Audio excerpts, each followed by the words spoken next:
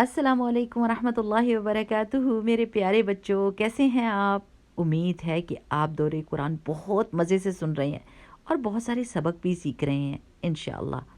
आज मेरे प्यारे बच्चों हम बात करेंगे अच्छे अखलाक पर।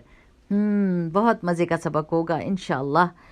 प्यारे बच्चों, जैसा कि आपको पता है कि अल्लाह सुब्हानो तआला ये चाहते हैं कि हम बहुत अच्छे इंसान बन जाएं, ताकि हम दूसरों की इज़्ज़त करें, उनकी ताज़ीम करें। और जब हम ऐसा करेंगे तो दूसरे भी हमारी इज़्ज़त और ताज़ीम करेंगे, और इस तरह माशरे में अमन और मोहब्बत की फ़िज़ा आ जाएगी।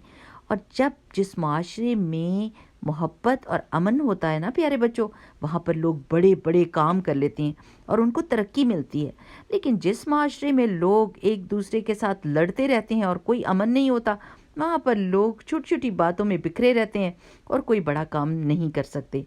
तो इंशाअल्लाह बिइज़्निल्लाह हम ये सीखेंगे कि अल्लाह सुब्हानहू तआला हमें कौन कौन से अच्छे अखलाक सिखाते हैं। चले पहले आयात सुन लेते हैं और फिर उनके बारे में बात करेंगे। रब्बि इश्रह ली सदरी व यस्सिर ली अमरी वहलुल उक़दतम मिन लिसानी यफ़क़हू क़ौली रब्बना ज़िदना इल्मा आमीन। अऊज़ु बिल्लाहि मिनश शैतानिर रजीम। बिस्मिल्लाहिर रहमानिर रहीम। يا أيها الذين آمنوا لا تدخلوا بيوتا غير بيوتكم حتى تستأنسوا وتسلموا على أهلها ذلكم خير لكم لعلكم تذكرون فإن لم تجدوا فيها أحدا فلا تدخلوها حتى يؤذن لكم وإن قيل لكم ارجعوا فارجعوا هو أزكى لكم والله بما تعملون عليم۔ इन आयात में अल्लाह सुब्हानहू तआला फरमा रहे हैं कि ए ईमान वालो, अपने घरों के अलावा दूसरों के घरों में दाखिल ना हुआ करो यहाँ तक कि तुम इजाज़त ले लो, और उन घर वालों को सलाम करो। ये तुम्हारे लिए ज़्यादा बेहतर है ताकि तुम नसीहत हासिल करो।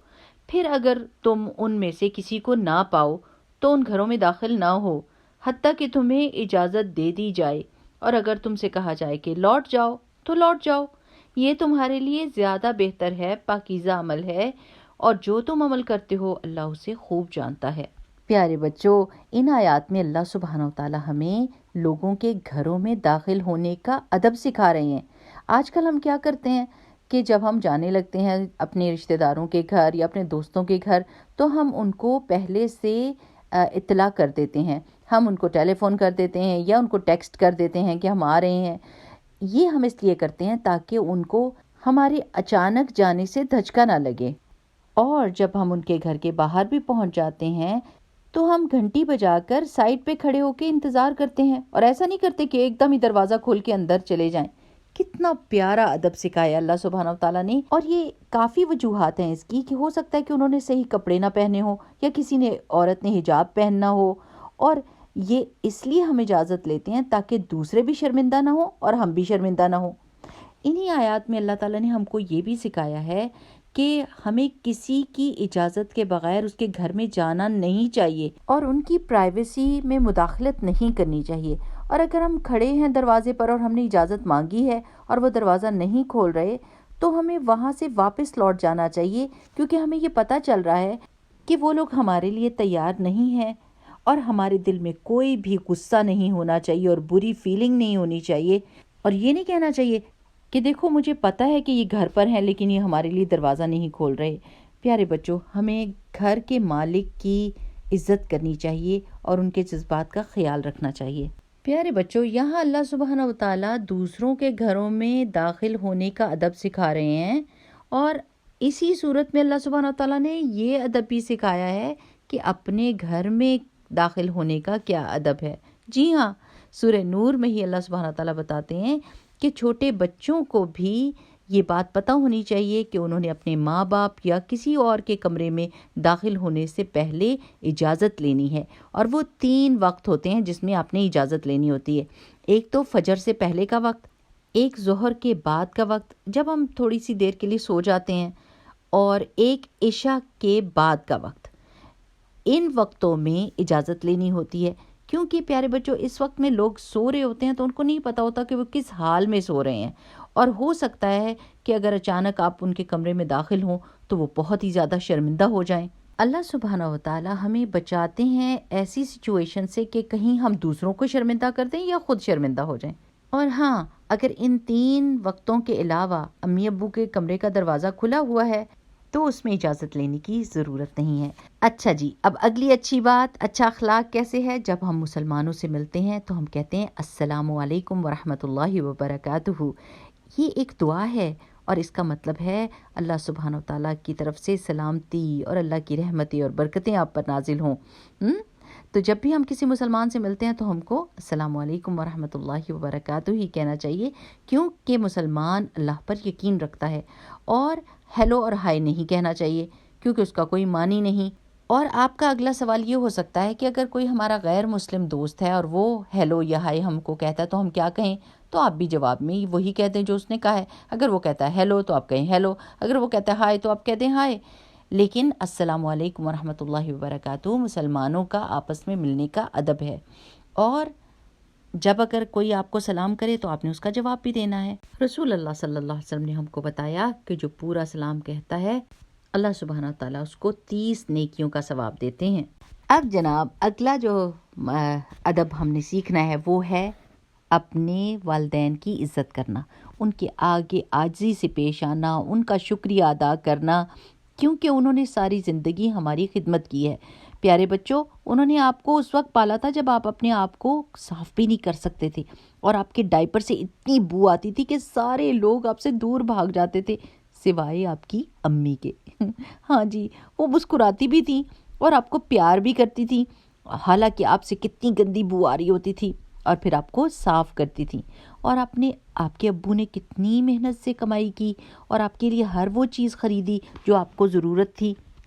اور جب آپ ذرا سے بڑے ہو گئے ہیں تو پھر آپ کو یہ سکھایا جاتا ہے کہ آپ نے اپنی آواز کو اونچا نہیں کرنا اپنے ماں باپ کے آگے، کیونکہ قرآن میں اللہ سبحانہ و تعالیٰ نے اس چیز پر بہت زور دیا ہے کہ اپنی امی ابو کی عزت کرنی ہے، اتنی زیادہ عزت کہ ان کے آگے اف تک نہیں کہنا۔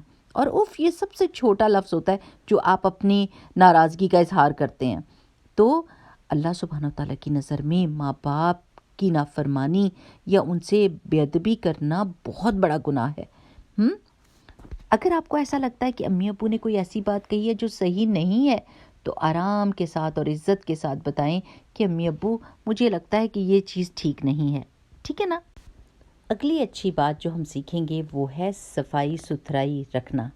اسلام سارا کا سارا صفائی پر مبنی ہے۔ ہمارے پیارے نبی صلی اللہ علیہ وسلم اپنے دانتوں کو برش کیا کرتے تھے، جی ہاں، مسواک کے ساتھ۔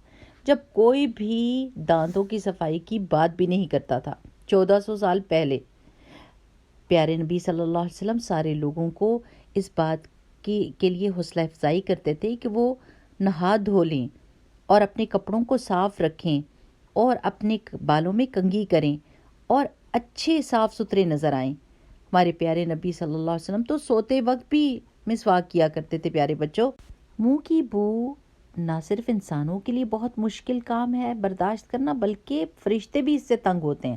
ایک حدیث سے ہم کو پتہ چلتا ہے کہ رسول اللہ صلی اللہ علیہ وسلم نے لوگوں کو منع فرمایا تھا کہ لہسن اور پیاز کھا کر مسجد میں نہ آئیں، کیونکہ یہ دوسرے لوگوں کے لیے بہت تکلیف کا سبب ہوتا ہے۔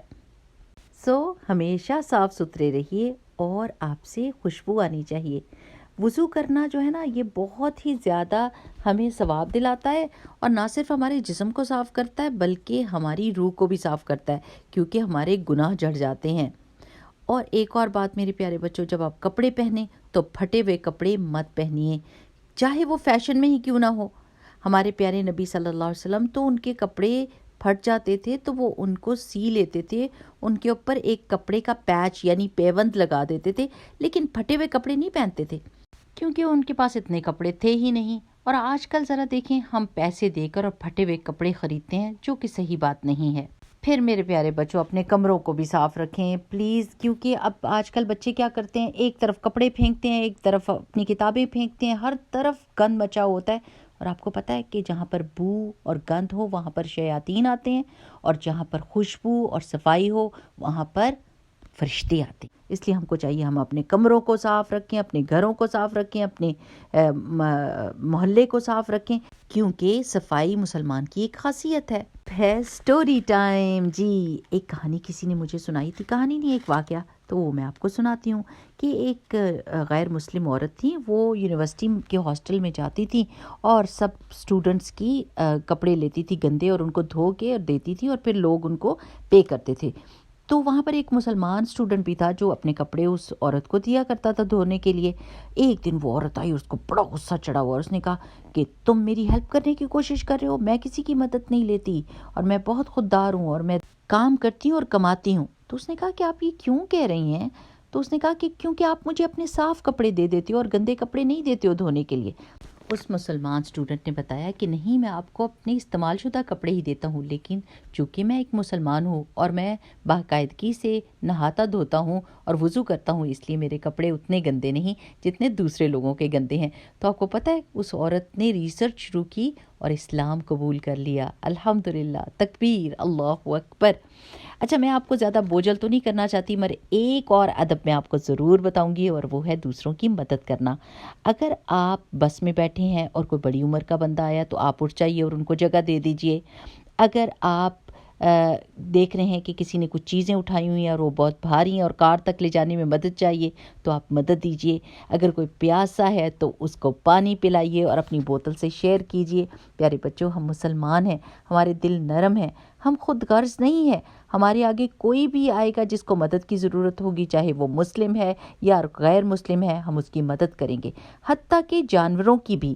اللہ کے رسول صلی اللہ علیہ وسلم نے ایک دفعہ ہمیں واقعہ سنایا کہ ایک بندہ تھا جس نے کنویں سے پانی پیا، اور جب دیکھا تو ایک کتا تھا جو بہت زیادہ ہانپ رہا تھا اور اس کو پیاس لگی تھی، تو اس آدمی نے کنویں میں جا کر اپنی جراب میں پانی بھرا اور اس کتے کو پلایا، تو اللہ سبحانہ و تعالیٰ اس کو معاف کر دیا اور اس کو جنت دی۔ سبحان اللہ، ایک جانور کی مدد کرنے پر اللہ تعالیٰ جنت دے سکتے ہیں، تو ایک انسان کی مدد کرنے پر کتنا بڑا اجر دیں گے۔ میرے پیارے بچوں، آج تو ہم نے بڑی زیادہ چیزیں سیکھی ہیں اور بڑی مزیدار سبق تھا ہمارا۔ مجھے امید ہے کہ آپ نے اس سے بہت کچھ سیکھا ہوگا اور انشاءاللہ ہم سب عمل بھی کریں گے۔ ٹھیک، سبحانک اللہم و بحمدک، نشہد ان لا الہ الا انت، نستغفرک و نتوب الیک۔ السلام علیکم ورحمۃ اللہ وبرکاتہ۔